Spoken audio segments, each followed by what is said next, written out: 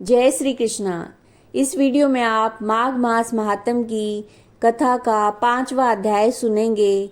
महामुनि वशिष्ठ ने कहा है, जिस प्रकार चंद्रमा को देखकर कमलिनी और सूर्य को देखकर कमल प्रस्फुटित और पल्लवित होता है, उसी प्रकार माघ मास में साधु संतों महर्षियों के सानिध्य में मानव बुद्धि पुष्पित, पल्लवित और प्रफुल्लित होती है।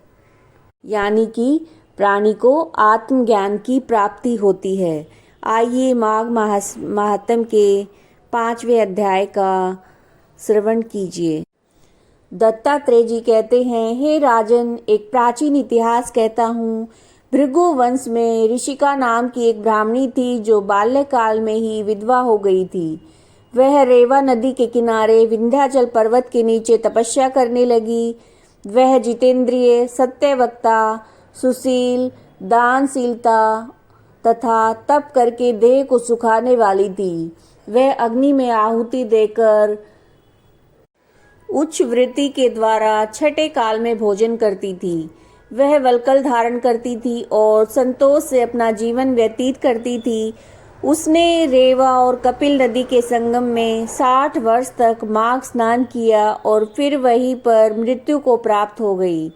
माघ स्नान के फल से वह दिव्य 4000 वर्ष तक विष्णु लोक में वास करके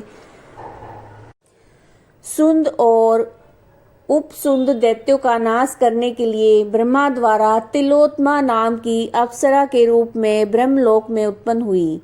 वह अत्यंत रूपवती, गान विद्या में अति प्रवीण, मुकुट कुंडल से शोभायमान थी। उसका रूप, यौवन और सौंदर्य देखकर ब्रह्मा भी चकित हो गए। वह तिलोत्मा रेवा नदी के पवित्र जल में स्नान करके वन में बैठी थी। तब सुंद और उपसुंद सैनिकों ने चंद्रमा के समान उस रूपवती को देखकर अपने राजा सुंद और उपसुंद से उसके रूप की शोभा का वर्णन किया और कहने लगे, कामदेव को लज्जित करने वाली ऐसी परम सुंदरी स्त्री हमने कभी नहीं देखी।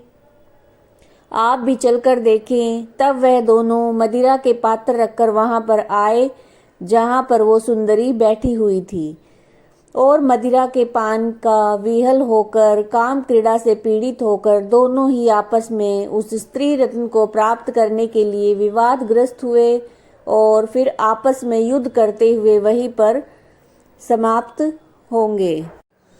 आपस में युद्ध कर दोनों समाप्त हो गए। उन दोनों को मरा देखकर उनके सैनिकों ने बड़ा कोलाहल मचाया। तब तिलोत्मा काल रात्रि के समान उनको पर्वत से गिराती हुई 10 दिशाओं को प्रकाशमान करती हुई आकाश में चली गई।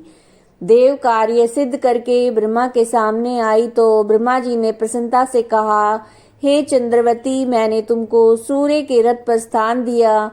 जब तक आकाश में सूर्य स्थित है, नाना प्रकार के भोगों को भोगो।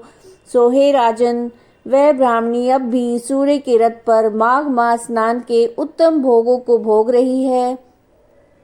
इसलिए श्रद्धावान पुरुषों को उत्तम गति पाने के लिए यत्न के साथ माघ मास में विधि पूर्वक स्नान करना चाहिए।